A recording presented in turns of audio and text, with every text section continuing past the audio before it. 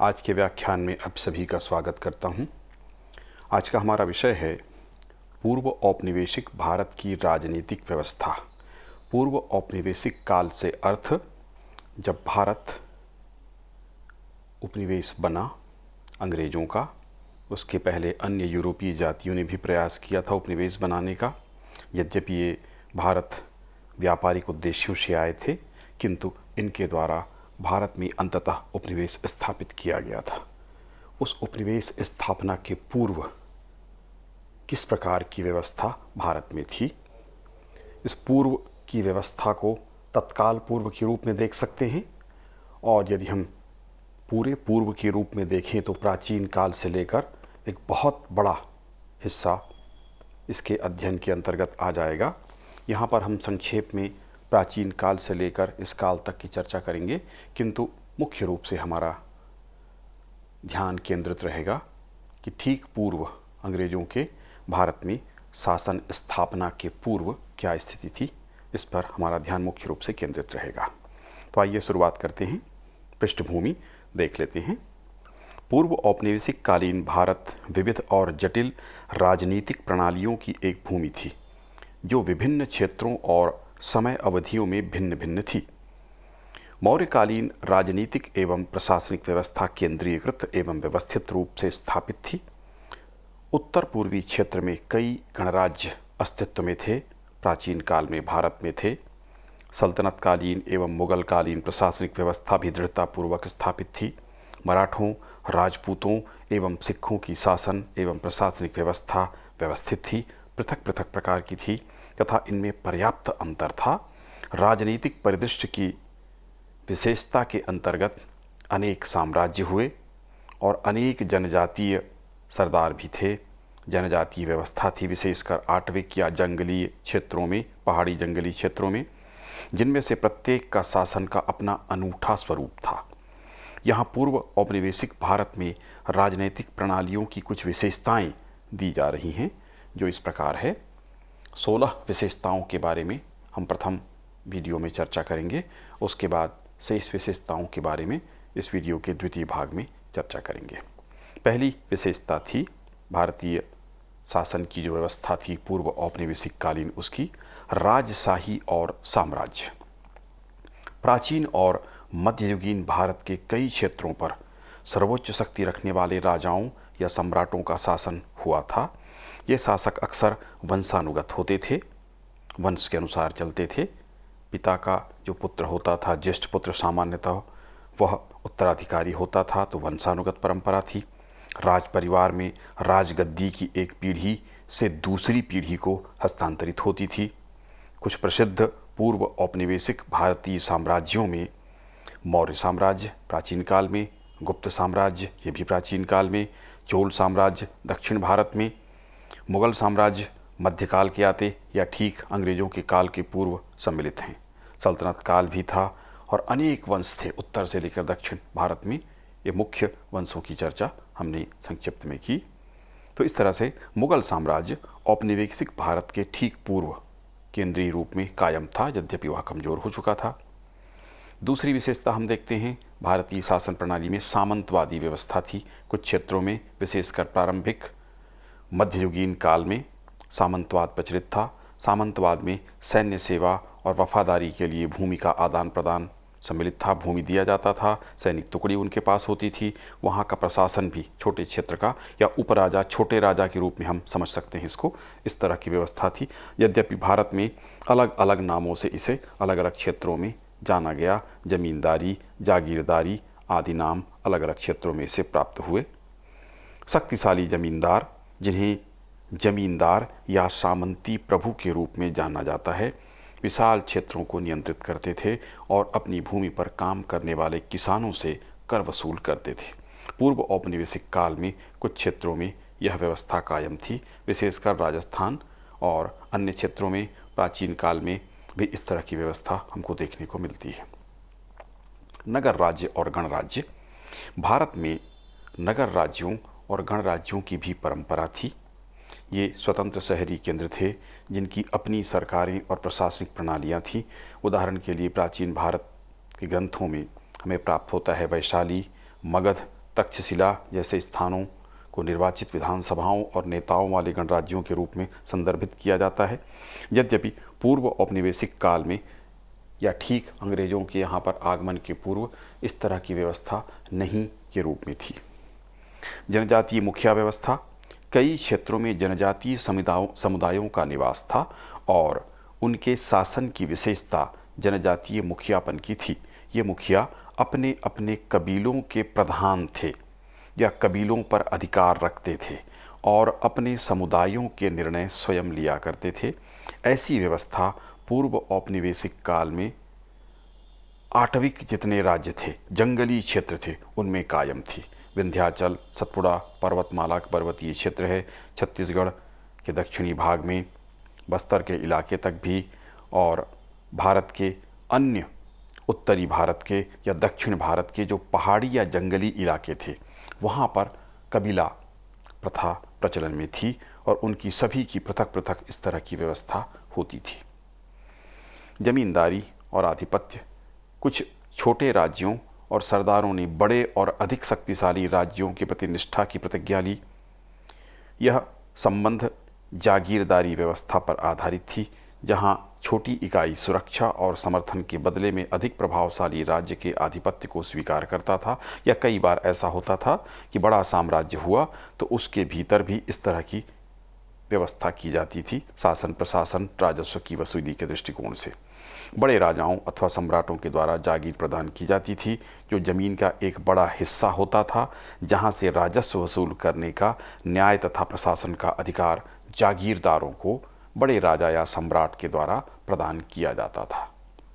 इस तरह की व्यवस्था भी हमको भारत के अनेक हिस्सों में देखने को मिलती है। धार्मिक शासन या धर्म का बड़ा महत्व था। धर्म की अवधारणा ने पूर्व औपनिवेशिक भारतीय राजनीतिक प्रणाली में महत्वपूर्ण भूमिका निभाई। राजाओं और शासकों से अपेक्षा की जाती थी कि वे अपनी प्रजा का कल्याण सुनिश्चित करते हुए धर्म का पालन करेंगे और न्याय कायम रखेंगे। पूर्व औपनिवेशिक काल में सल्तनत काल में दिल्ली सल्तनत, दक्षिण में निजाम शाही, बीजापुर, गोलकुंडा, अहमदनगर आदि में इस्लामिक ढंग के शासन व्यवस्था या शासन इस्लामिक ढंग से प्रभावित था। इसी प्रकार मराठों राजपूतों के शासन में हिंदी प्रभाव स्पष्ट रूप से दृष्टिगोचर होता है। तो इस तरह से कई क्षेत्रों में यहाँ का शासन या प्रशासनिक जो व्यवस्था थी वह धर्म से प्रभावित थी। प्रशासनिक विभाग यद्यपि सभी के अलग अलग थे, किंतु बड़े साम्राज्यों को अक्सर ज़्यादातर प्रांतों में या इक्ता जिनको कहा जाता था उसमें बांटा जाता था, क्षेत्रों में विभाजित किया जाता था। प्रत्येक को केंद्रीय प्राधिकरण की ओर से एक प्रांतीय शासक या प्रशासक द्वारा शासित किया जाता था। प्रायः सभी बड़े साम्राज्य अथवा राज्यों को प्रांतों में विभाजित किया गया था तथा पृथक पृथक विभाग हुआ करते थे, यथा सैन्य विभाग, न्याय विभाग, आंतरिक सुरक्षा विभाग, राजस्व विभाग, नगरीय प्रशासन विभाग, विदेश विभाग, गुप्तचर विभाग। कुछ राज्यों में धर्म और दान का विभाग होता था, जैसा कि सम्राट अशोक के काल में था। मुगल काल में मनसबदारी की व्यवस्था थी। सामान्यतया विषय अथवा जिला प्रशासन एवं ग्राम पंचायत और ग्राम तक की स्थानीय प्रशासन की व्यवस्था जाती थी। मौर्य काल का जो प्रशासन था प्राचीन काल में सर्वाधिक सुव्यवस्थित और केंद्रीय प्रकृति की थी। एक एक विभाग 18 तीर्थ विभागों को तीर्थ कहा गया था। सुव्यवस्थित व्यवस्था चाणक्य और चंद्रगुप्त मौर्य के द्वारा की गई थी। स्थानीय शासन ग्रामीण क्षेत्रों में स्थानीय स्वशासन ग्राम परिषदों और सभाओं के माध्यम से प्रचलन में था, जिन्हें पंचायतें कहा जाता था। इन निकायों ने विवादों को निपटाने, कानून और व्यवस्था बनाए रखने और स्थानीय मामलों के प्रबंधन में महत्वपूर्ण भूमिका निभाई थी। प्रत्येक ग्राम के स्तर पर प्राचीन काल से आधुनिक काल के आते तक एक व्यवस्थित व्यवस्था भारत में देखने को प्राप्त होती है, जिसमें ग्राम सभा और ग्राम प्रमुख तथा ग्राम पंचायतों की भूमिका निश्चित रूप से देखने को मिलती है। ये प्रायः भारत के पूरे हिस्से में, पूरे भारत में इस तरह की व्यवस्था हम देखते हैं कि ग्राम के स्तर पर एक व्यवस्था अवश्य होती थी। तो स्थानीय शासन दृढ़तापूर्वक प्रायः सभी काल में, प्राचीन काल से लेकर पूर्व औपनिवेशिक काल तक, अंग्रेजों के आगमन तक इस तरह की व्यवस्था हमको देखने को मिलती है। राजपूताना की राजनीतिक व्यवस्था राजस्थान में कई राजपूत कुलों और सरदारों की परंपरा थी। राजपूत योद्धा कुल से संबंधित थे, विभिन्न वंशों के थे, विभिन्न क्षेत्रों पर शासन करते थे और अक्सर परस्पर और पड़ोसी राज्यों के साथ गठबंधन और संघर्ष में संलग्न रहते थे। सामान्यतया इन क्षेत्रों में सामंतवादी या जागीरदारी व्यवस्था, जमींदारी व्यवस्था प्रचलन में थी। बड़े राज्य होने पर राजा के अधीन प्रांत भी होते थे, प्रांतपति भी होते थे। विषय और ग्राम के स्तर तक इनका प्रशासन होता था। राजस्व के लिए या इसके लिए सामान्यतः बड़े राजपूत सरदार यदि राजा के रूप में हैं तो उनके अधीन छोटे राजा या सामंतों या जागीरदार या जमींदारों के रूप में छोटे सरदार कार्य करते थे। इस तरह से सामंतों का एक समूह होता था जिनका एक राजा होता था। ऐसी व्यवस्था हमको सामान्यतया, यद्यपि एक ही तरह की व्यवस्था हर जगह नहीं थी, उनमें कुछ न कुछ अंतर अवश्य था। सल्तनत और इस्लामी शासन व्यवस्था। मध्यकाल के दौरान भारत में कई इस्लामी सल्तनतें स्थापित हुईं, जैसे उत्तर में दिल्ली सल्तनत, इनमें भी अलग अलग वंश हुए थे, गुलाम वंश, खिलजी वंश, तुगलक वंश। दक्षिण में बहमनी सल्तनत था। ये सल्तनतें अपने शासन और प्रशासन में इस्लामी सिद्धांतों और उसके प्रभाव को, उनके तरीकों को स्वीकार करती थी, यद्यपि इनमें भारतीय तत्व भी निश्चित रूप से शामिल थे क्योंकि भारतीय क्षेत्र में शासन कर रहे थे, किंतु धर्म का महत्व इन सल्तनतों में अवश्य था और भेदभावपूर्ण शासन इनका धर्म को लेकर के हुआ करता था। राजनीतिक ग्रंथों की भी परंपरा थी। पूर्व औपनिवेशिक भारत में राजनीतिक ग्रंथों और लेखों की एक समृद्ध परंपरा हमें देखने को मिलती है। उल्लेखनीय कार्यों में कौटिल्य का अर्थशास्त्र, शासन कला, शासन प्रशासन और अर्थशास्त्र, और विशेषकर राजनीति पर नाम अर्थशास्त्र है किंतु यह राजनीति के ऊपर लिखा गया ग्रंथ है। राजा को कैसा होना चाहिए, उसमें क्या क्या योग्यता होनी चाहिए, शासन प्रशासन कैसा होना चाहिए, कूटनीति किस प्रकार होनी चाहिए, अर्थव्यवस्था कैसी होनी चाहिए, किस प्रकार का नियंत्रण हो, किस प्रकार के विभाग हों, बड़े विस्तार से कौटिल्य के द्वारा यह ग्रंथ लिखा गया है।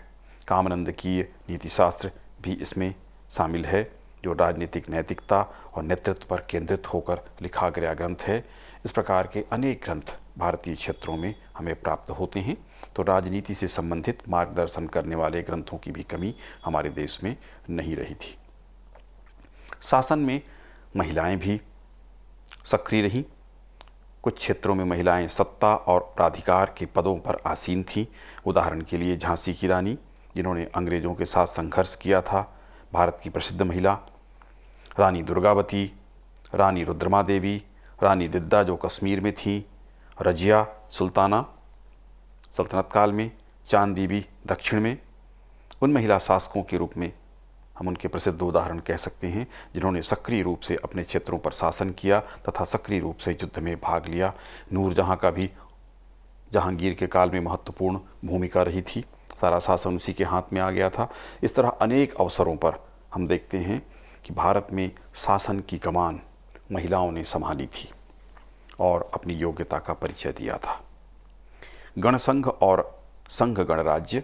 गणसंघ या संघ गणराज्यों की अवधारणा प्राचीन काल के भारतीय प्रदेशों में, विशेषकर उत्तर पूर्वी क्षेत्रों में देखने को मिलता है।